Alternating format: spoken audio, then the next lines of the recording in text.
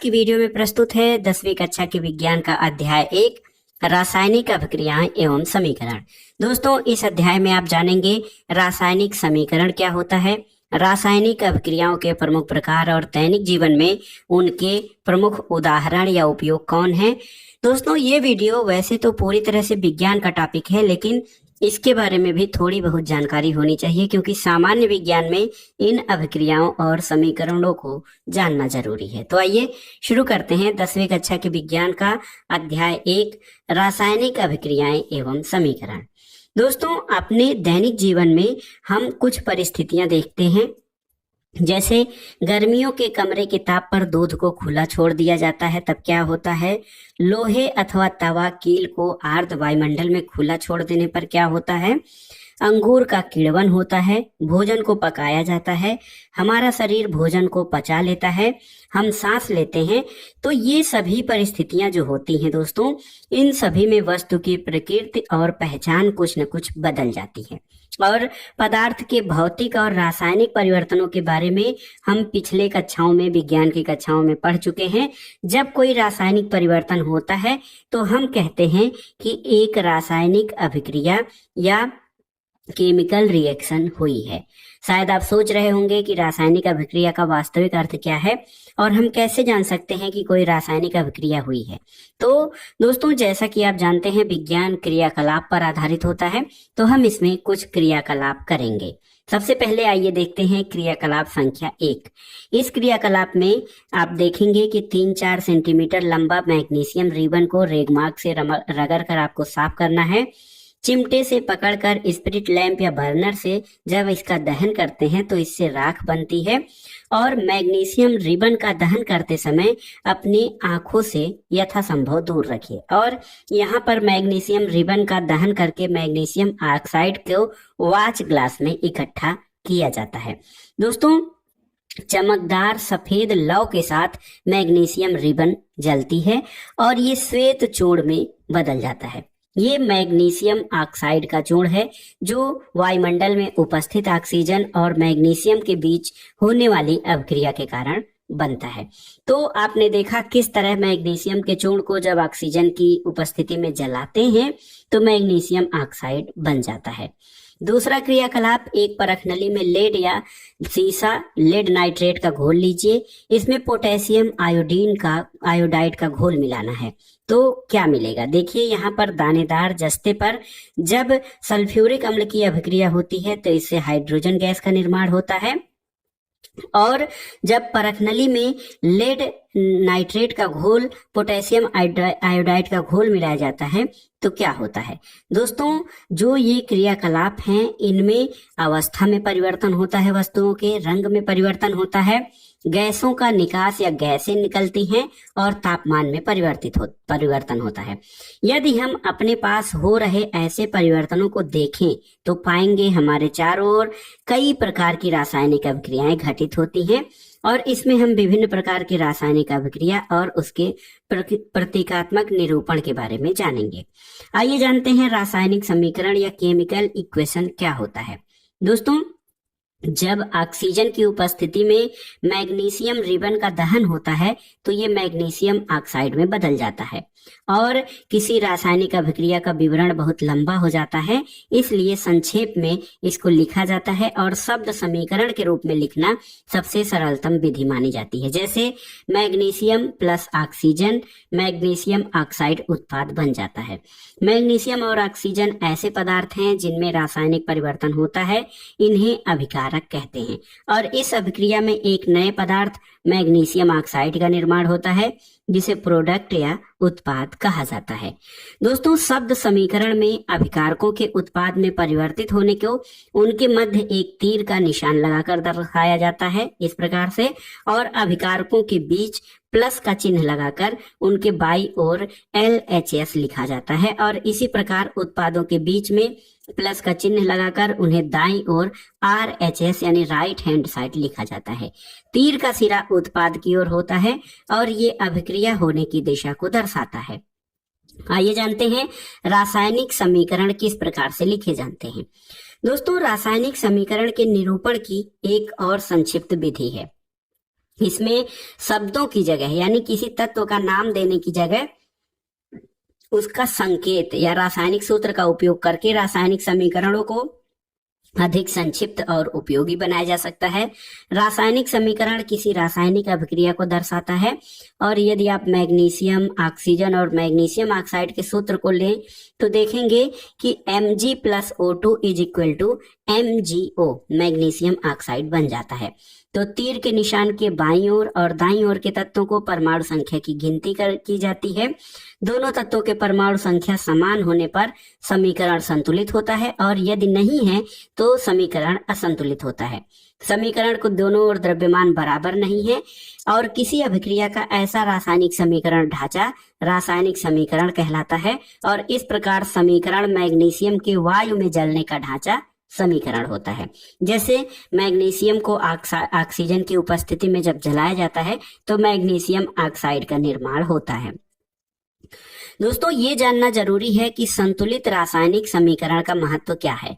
आपने द्रव्यमान संरक्षण का नियम जाना है, जिसमें किसी भी रासायनिक अभिक्रिया में द्रव्यमान का न तो निर्माण होता है न ही विनाश। इसलिए किसी भी रासायनिक अभिक्रिया के उत्पाद तत्वों का कुल द्रव्यमान अभिकारक तत्वों के कुल द्रव्यमान के बराबर होता है। दूसरे शब्दों में देखा जाए तो रासायनिक अभिक्रिया के पहले और उसके बाद प्रत्येक तत्व के परमाणुओं की संख्या समान होती है। इसलिए हमें कंगाली समीकरण को संतुलित करना जरूरी है। तो आइए देखते हैं कि किस प्रकार से संतुलन किया जाता है। जिंक को जब सल्फ्यूरिक अम्ल के घोल में मिलाया जाता है तो जिंक सल्फेट और हाइड्रोजन गैस बनती है। इस समीकरण को जब आप रासायनिक विधि से दिखाएंगे सांकेतिक रूप में तो Zn plus H2SO4 ZnSO4 plus H2 हो जाता है। इसमें तीर के निशान के दोनों ओर के तत्वों के परमाणुओं की संख्या की जब आप तुलना करेंगे तो इसमें देखेंगे कि तीर के निशान के दोनों ओर के प्रत्येक तत्व के परमाणुओं की संख्या समान है। इसलिए ये एक संतुलित समीकरण है। जैसे Zn के परमाणुओं की संख्या 1 है जिंक के और उत्पाद में भी 1 है। H का हाइड्रोजन का 2 परमाणु है, उत्पाद में भी 2 परमाणु हैं। सल्फर का 1 परमाणु है, उत्पाद में भी 1 है और ऑक्सीजन के 4 परमाणु हैं और उत्पाद में भी 4 हैं। तो इस तरह से ये समीकरण संतुलित होता है। लेकिन जब हम किसी रासायनिक समीकरण को संतुलित करने का प्रयास करते हैं, जैसे Fe प्लस H2O तो Fe3O4 प्लस H2, तो इसमें आप जब देखेंगे तो इसको आसानी से समझने के लिए प्रत्येक तत्व को जो है सबसे पहले चारों ओर एक बॉक्स बना लीजिए। समीकरण को संतुलित करते समय बॉक्स के अंदर भी कुछ परिवर्तन नहीं कीजिए। Fe plus H2O Fe3O4 plus H2। तो यहाँ पे संतुलित समीकरण जब आप देखेंगे तो Fe 1 परमाणु है और उत्पाद की संख्या 3 हो जाती है। हाइड्रोजन के 2 परमाणु हैं और उत्पाद में 2 ही रहता है। ऑक्सीजन का 1 परमाणु है, उत्पाद में ये 4 परमाणु होता है। तो सुविधा के लिए सबसे अधिक परमाणु वाले यौगिक को पहले संतुलित किया जाता है, चाहे वो अभिकारक हो या उत्पाद। उस यौगिक में सबसे अधिक परमाणु वाले तत्व को चुना जाएगा, जिसके आधार पर Fe3O4 और उसके ऑक्सीजन तत्व को चुनते हैं। दाईं ओर ऑक्सीजन के 4 परमाणु हैं, बाईं ओर केवल 1 है। तो यहाँ पर प्रारंभ में देखिए H2O में 1 होता है और 4Fe3O4 में संतुलित करने के लिए 1 गुणे 4 किया जाएगा, तब ये उत्पाद में 4 आएगा। याद रखना ये जरूरी है कि परमाणुओं की संख्या को बराबर करने के लिए हम अभिक्रिया में शामिल तत्वों और यौगिकों के सूत्रों को नहीं बदल सकते हैं। जैसे कि ऑक्सीजन परमाणु को संतुलित करने के लिए हम 4 गुणांक लगाकर 4H2O लिख सकते हैं, लेकिन H2O4 या H2O का 4 नहीं लिख सकते हैं। और आंशिक रूप से संतुलित समीकरण अब इस प्रकार से होगा कि Fe plus 4H2O Fe3O4 plus H2, ये आंशिक रूप से संतुलित है। अब चौथे चरण में हम देखेंगे कि लोहा और हाइड्रोजन परमाणु अब भी संतुलित नहीं है। किसी एक तत्व को चुनकर आगे बढ़ाएंगे तो हम आंशिक रूप से संतुलित समीकरण में हाइड्रोजन परमाणु को संतुलित करते हैं। हाइड्रोजन परमाणु को बराबर करने के लिए दाईं ओर हाइड्रोजन अणु की संख्या को 4 किया जाता है तो समीकरण इस तरह से होगा कि Fe+4H2O Fe3O4 प्लस 4H2O। तो ये भी अभी आंशिक रूप से संतुलित है। इसमें आप पाएंगे कि अब लोहा ही एक तत्व है जिसको संतुलित करना है। तो लोहा को संतुलित करने के लिए या Fe को संतुलित करने के लिए 3Fe प्लस 4H2O करेंगे Fe3O4 प्लस 4H2। तो अंत में इस संतुलित समीकरण की जांच करने के लिए हम समीकरण के दोनों ओर के तत्वों को परमाणुओं की संख्याओं का जब परिकलन करेंगे तो ये फार्मूला या ये सूत्र जो है रासायनिक समीकरण बनेगा 3Fe plus 4H2O is equal to Fe3O4 plus 4H2। तो दोनों ओर के तत्वों के परमाणुओं की संख्या अब बराबर हो गई, इसलिए समीकरण अब बैलेंस इक्वेशन या संतुलित समीकरण हो जाता है। और रासायनिक समीकरण की जो है इसको संतुलित करने के लिए इस विधि को हिट एंड ट्रायल विधि कहते हैं, क्योंकि सबसे छोटी पूर्णांक संख्या के गुणांक का उपयोग करके समीकरण को संतुलित किया जाता है। दोस्तों, इसके अलावा भौतिक अवस्थाओं का संकेत लिखना ये बहुत जरूरी है। जब हम संतुलित समीकरण को सावधानी से देखते हैं तो हमें अभिकारक यानी जो अभिक्रिया में भाग लेने वाले पदार्थ हैं और उत्पादों जो अंतिम उत्पाद है इनकी भौतिक अवस्था के बारे में भी जानते हैं। इन समीकरणों में उनकी भौतिक अवस्थाओं की कोई जानकारी नहीं होती है। रासायनिक समीकरण को अधिक सूचनापूर्ण बनाने के लिए अभिकारकों और उत्पादों के रासायनिक सूत्र के साथ उनकी भौतिक अवस्था को भी दर्शाया जाता है।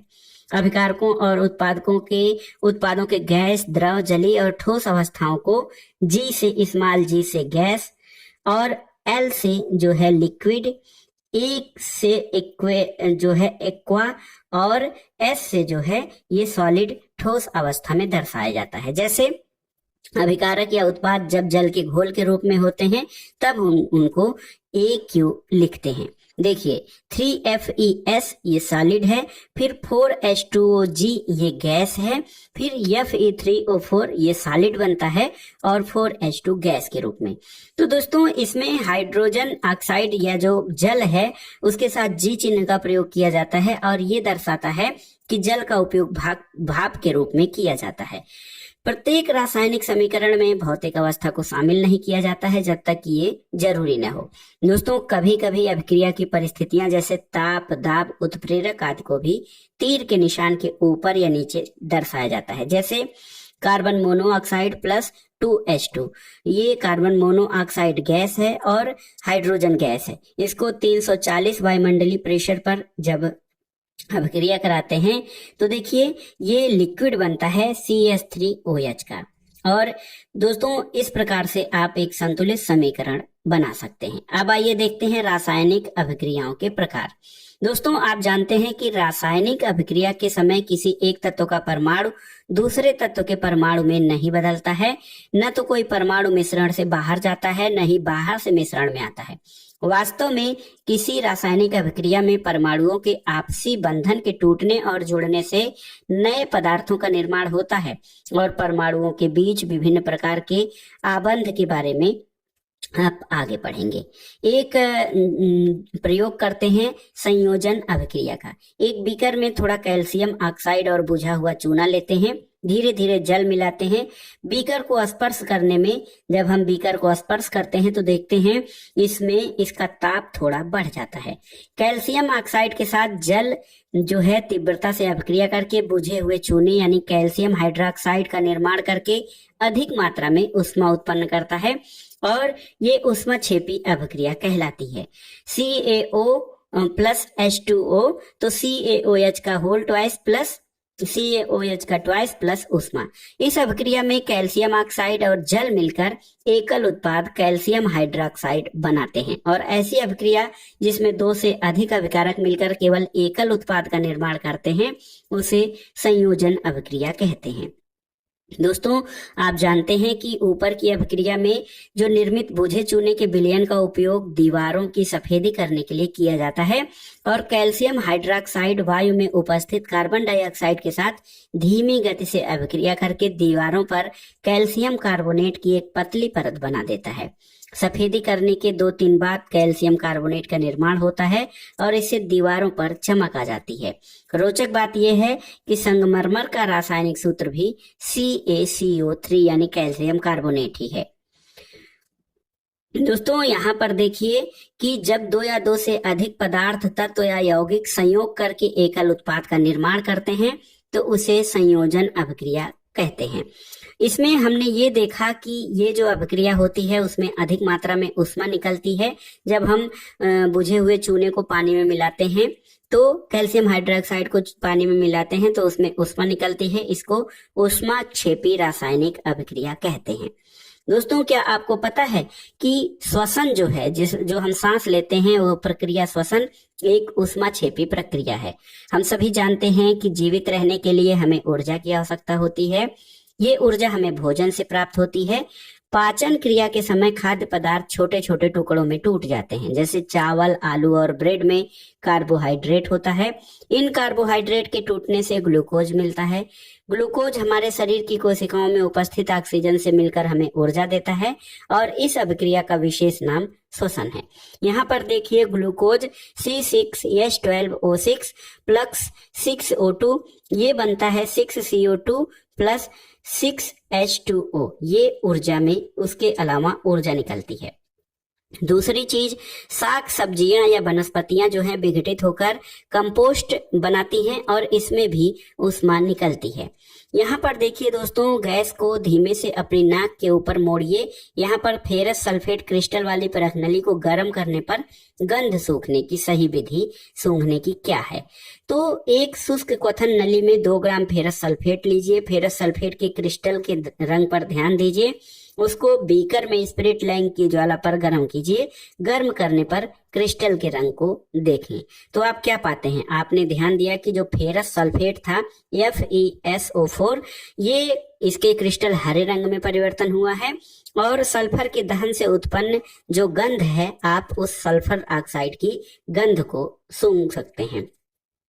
दोस्तों इस अभिक्रिया में एकल अभिकर्मक टूटकर छोटे छोटे उत्पाद प्रदान करता है।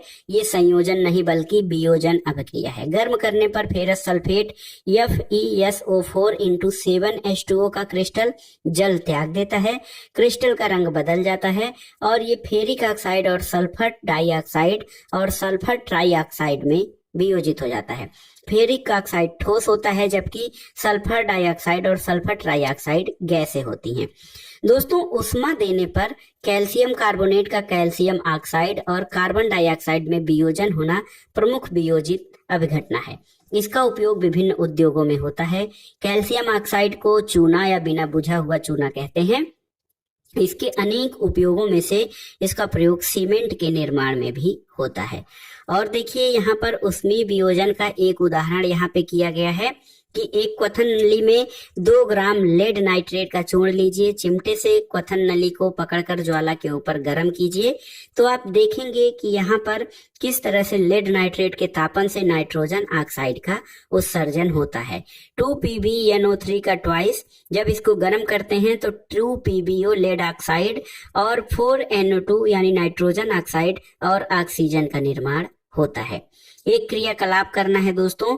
एक प्लास्टिक का मग लेकर इसकी तली में 2 छिद्र करके कार्बन का डाट लगाइए और इलेक्ट्रोड लगाकर 6 वोल्ट की बैटरी से जोड़ना है। इसमें हम जल का विद्युत अपघटन करेंगे। जल से भरी आसंकित परखनलियों को दोनों कार्बन इलेक्ट्रोडों के ऊपर उल्टा कर दीजिए। विद्युत धारा प्रवाहित करके जब इस उपकरण को थोड़ी देर के बाद छोड़ देंगे तो दोनों इलेक्ट्रोडों पर आप बुलबुले बनते हुए देखेंगे। ये बुलबुले आशंकित नली से जल को विस्थापित कर देते हैं। और देखिए इस चरण में जलती हुई मोमबत्ती को दोनों परख नलियों के मुंह पर लगाकर इन गैसों की जब आप जांच करेंगे तो आप पाएंगे कि उसमें से एक ऑक्सीजन गैस होती है और एक हाइड्रोजन गैस। तो यहाँ पर हाइड्रोजन और ऑक्सीजन का जल का विद्युत अपघटन करके आप दोनों गैसों को जान सकते हैं। दोस्तों यहाँ पर देखिए एक आपको प्रयोग करना है। चाइना डिश में 2 ग्राम सिल्वर क्लोराइड लीजिए। इसका रंग देखिए तो सूर्य के प्रकाश में सिल्वर क्लोराइड धूसर रंग का होकर सिल्वर धातु बनाता है।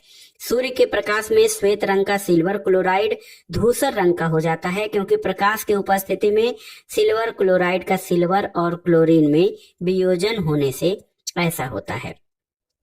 इसके अलावा सिल्वर ब्रोमाइड भी इसी प्रकार से अभिक्रिया करता है। तो हमने देखा दोस्तों कि वियोजन अभिक्रिया में जो अभिकारक होते हैं उनको तोड़ने के लिए ऊष्मा, प्रकाश या विद्युत ऊर्जा की आवश्यकता होती है, और जिन अभिक्रियाओं में ऊर्जा अवशोषित होती है उसे ऊष्माशोषी अभिक्रिया कहते हैं। इसके अलावा आपको जानना है दोस्तों, यहाँ पर देखिए विस्थापन अभिक्रिया या विस्थापन की रासायनिक अभिक्रिया क्या है। एक प्रयोग करना है, लोहे की 3 कील लेकर उन्हें रेगमार से रगड़कर साफ करना है। ए और बी से चिन्हित हुई 2 परख नलियां लीजिए, इसमें प्रत्येक में 10 ml कॉपर सल्फेट का विलयन लीजिए। दोनों कीलों को धागे से बांधकर सावधानी पूर्वक परख नली में 20 मिनट तक डुबा दीजिए और 20 मिनट के बाद दोनों कीलों को कॉपर सल्फेट के विलयन से बाहर निकाल लीजिए। तो यहाँ पर देखिए कुछ अभिक्रिया होती है कॉपर सल्फेट की विलयन की लोहे से। प्रयोग से पहले और उसके उपरांत लोहे की कील और कॉपर सल्फेट के विलयन की जब आप तुलना करेंगे तो लोहे की कील कॉपर सल्फेट से बाहर निकाली गई लोहे की कील। तो कॉपर सल्फेट का विलयन ये है, देखिए ये कैसा है, और परखनली जो अभिक्रिया मिश्रण परखनली बी है। देखिए प्रयोग से पहले और उसके उपरांत लोहे की कील और कॉपर के सल्फेट के विलयन की आप देखेंगे तो लोहे का रंग भूरा हो जाता है और कॉपर सल्फेट के विलयन का रंग नीला हो जाता है। ऐसा क्यों है? तो देखिए इसमें क्या अभिक्रिया होती है। जब लोहे को आप कॉपर सल्फेट के विलयन में डालते हैं तो आयरन सल्फेट और कॉपर बनता है। तो इस अभिक्रिया में लोहे ने दूसरे तत्व कॉपर को कॉपर सल्फेट के विलयन से विस्थापित कर दिया। इसको विस्थापन अभिक्रिया कहते हैं। जिंक और लेड कॉपर की अपेक्षा अधिक क्रियाशील हैं, वे कॉपर को उसके यौगिक से विस्थापित कर देते हैं। एक यहाँ पर प्रयोग करना है बेरियम सल्फेट और सोडियम क्लोराइड का निर्माण करके। तो बेरियम क्लोराइड युक्त विलयन और सोडियम सल्फेट युक्त विलयन जब आप मिला देते हैं तो आप देखते हैं कि सफेद रंग के एक पदार्थ का निर्माण होता है जो विलयन में अविलेय है, और इस अविलेय पदार्थ को अवक्षेप कहते हैं। जिस अभिक्रिया में अवक्षेप का निर्माण होता है उसे अवक्षेपण अभिक्रिया कहते हैं। दोस्तों सोडियम सल्फेट या Na2SO4 को जब बेरियम क्लोराइड यानी BaCl2 से अभिक्रिया कराते हैं तो बेरियम सल्फेट और सोडियम क्लोराइड का निर्माण होता है। ऐसा क्यों होता है? तो बेरियम और सल्फेट की अभिक्रिया से बेरियम सल्फेट का निर्माण होता है और एक अन्य उत्पाद सोडियम क्लोराइड बनता है जो विलयन में रहता है। ये अभिक्रियाएं जिनमें अभिकारकों के बीच आयनों का आदान प्रदान होता है उनको द्विविस्थापन अभिक्रिया कहते हैं। दोस्तों उपचयन और अपचयन क्या होता है इसके बारे में जानते हैं। चाइना डिश में 1 ग्राम कॉपर चूर्ण लेकर उसे गर्म करना है तो आप क्या देखते हैं दोस्तों, कॉपर चूर्ण की सतह पर कॉपर ऑक्साइड की काली परत चढ़ जाती है और ये काला पदार्थ बन जाता है। कॉपर ऑक्साइड कॉपर में ऑक्सीजन के संयोग से बना है, जैसे 2Cu+O2 2Cu कॉपर ऑक्साइड बन जाता है। तो यदि इस गर्म पदार्थ कॉपर ऑक्साइड के ऊपर हाइड्रोजन गैस प्रवाहित की जाए तो सतह की काली परत भूरे रंग की हो जाती है, क्योंकि इस स्थिति में विपरीत अभिक्रिया होती है। जैसे कॉपर ऑक्साइड पर हाइड्रोजन को जब गर्म करते हैं तो कॉपर और H2O बनता है, और अभिक्रिया के समय जब किसी पदार्थ में ऑक्सीजन की वृद्धि होती है तो ये कहा जाता है उसका उपचयन हुआ है, और जब अभिक्रिया में किसी पदार्थ में ऑक्सीजन का ह्रास होता है तो उसका अपचयन होता है। दोस्तों अभिक्रिया में देखे हैं आपने कि कॉपर ऑक्साइड में ऑक्सीजन का ह्रास हो रहा है, इसलिए वो अपचयित होता है, और हाइड्रोजन में ऑक्सीजन की वृद्धि होती है इसलिए वो उपचयित हुआ है। किसी अभिक्रिया में एक अभिकारक उपचयित और दूसरा अभिकारक अपचयित होता है। इन अभिक्रियाओं को उपचयन और अपचयन या रेडॉक्स अभिक्रिया कहा जाता है। दोस्तों ऊपर जो उदाहरण है उनसे आप कह सकते हैं कि यदि किसी अभिक्रिया में पदार्थ का उपचयन होता है तब उसमें ऑक्सीजन की वृद्धि या हाइड्रोजन का ह्रास होता है। पदार्थ का अपचयन तब होता है जब उसमें ऑक्सीजन की कमी या हाइड्रोजन की वृद्धि होती है। अब आइए देखते हैं दैनिक जीवन में उपचयन अभिक्रियाओं के प्रभाव क्या हैं। आपने देखा होगा कि लोहे की नई वस्तुएं चमकीली होती हैं, लेकिन कुछ समय बाद उन पर लालिमा युक्त भूरे रंग की परत चढ़ जाती है। इस प्रक्रिया को लोहे पर जंग लगना या वैज्ञानिक भाषा में संक्षारण कहा जाता है। कुछ अन्य धातुओं में भी ऐसा होता है। चांदी, तांबे पर चढ़ने वाली परत और रंग पे आपने ध्यान दिया होगा। जब कोई धातु अपने आसपास अम्ल, आर्द्रता आदि के संपर्क में आती है तब ये संक्षारित होती है और इस प्रक्रिया को संक्षारण कहा जाता है। चांदी के ऊपर काली परत और तांबे के ऊपर हरी परत चढ़ना संक्षारण के उदाहरण हैं। दोस्तों, संक्षारण के कारण कार के ढांचे, पुल, लोहे की रेलिंग, जहाज और धातु विशेषकर लोहे से बनी वस्तुओं को बहुत क्षति होती है। लोहे का संक्षारण एक गंभीर समस्या है। क्षतिग्रस्त लोहे को बदलने में हर वर्ष अधिक पैसा खर्च होता है, इसलिए इसको या तो गैल्वेनाइज किया जाता है या ऊपर मोटी पेंट की परत लगा दी जाती है। दूसरा महत्वपूर्ण जो अभिक्रिया होती है उसको विकृत गंधिता कहते हैं। जब वसा युक्त अथवा तेली खाद्य सामग्री लंबे समय तक ढका रह जाता है तो उसका स्वाद या गंध बदल जाता है। उपचयित होने पर तेल और वसा विकृत गंधी या बदबू देने लगते हैं, उनके स्वाद और गंध बदल जाते हैं। प्रायः तैली और वसा युक्त खाद्य सामग्रियों में उपचयन रोकने वाले पदार्थ या एंटीऑक्सीडेंट मिलाए जाते हैं। वायुरोधी बर्तनों में खाद्य सामग्री रखने से उपचयन की गति धीमी हो जाती है। दोस्तों, क्या आप जानते हैं कि चिप्स बनाने वाले चिप्स की थैली में ऑक्सीजन हटाकर उसमें नाइट्रोजन जैसे कम सक्रिय गैस भर देते हैं ताकि चिप्स का उपचयन न हो सके। तो दोस्तों, ये आपने देखा ये अध्याय 10वीं कक्षा के विज्ञान का अध्याय 1 रासायनिक अभिक्रियाएं और समीकरण। इस अध्याय में आपने क्या सीखा, आइए जानते हैं। एक पूर्ण रासायनिक समीकरण अभिकारक, उत्पाद और प्रतीकात्मक रूप से उसकी भौतिक अवस्था को प्रदर्शित करता है। दूसरी चीज ये कि रासायनिक समीकरण को संतुलित किया जाता है, जिससे समीकरण में अभिकारक और उत्पाद दोनों ही ओर रासायनिक अभिक्रिया में भाग लेने वाले परमाणु की संख्या समान हो और समीकरण का संतुलित होना जरूरी है। तीसरी चीज ये कि संयोजन अभिक्रिया में 2 या 2 से अधिक पदार्थ मिलकर एक नया पदार्थ बनाते हैं। और देखिए, वियोजन अभिक्रिया में क्या होता है कि संयोजन अभिक्रिया के ये विपरीत होती है और इसमें एकल पदार्थ वियोजित होकर 2 या 2 से अधिक पदार्थ देते हैं। जिन अभिक्रियाओं में उत्पाद के साथ ऊष्मा का भी उत्सर्जन होता है उनको ऊष्माक्षेपी अभिक्रियाएं कहती हैं। जिन अभिक्रियाओं में ऊष्मा का अवशोषण होता है उनको ऊष्माशोषी अभिक्रियाएं कहा जाता है। जब कोई तत्व एक दूसरे तत्व को उसके यौगिक से विस्थापित कर देता है तो उसे विस्थापन अभिक्रिया कहते हैं। और द्विविस्थापन अभिक्रिया में 2 अलग अलग परमाणु या परमाणुओं के समूह आपस में आदान प्रदान होता है। अवक्षेपण अभिक्रिया से अविलेय लवण प्राप्त होता है। और दोस्तों, अभिक्रिया में पदार्थों के ऑक्सीकरण, ऑक्सीजन या हाइड्रोजन का योग अथवा ह्रास होता है। ऑक्सीजन का योग या हाइड्रोजन का ह्रास ऑक्सीकरण या उपचयन कहलाता है। उपचयन को ऑक्सीकरण कहते हैं। इसमें ऑक्सीजन जुड़ता है। ऑक्सीजन का हटना या ह्रास या हाइड्रोजन का योग अपचयन कहलाता है। तो ये था आज का वीडियो 10वीं कक्षा के विज्ञान का अध्याय 1 रासायनिक अभिक्रियाएं और समीकरण। अध्याय आपको कैसा लगा? हमने बहुत आसानी से इसको समझने और समझाने का प्रयास किया है। दोस्तों, वीडियो आपको कैसा लगा हमें कमेंट बॉक्स में जरूर बताएं।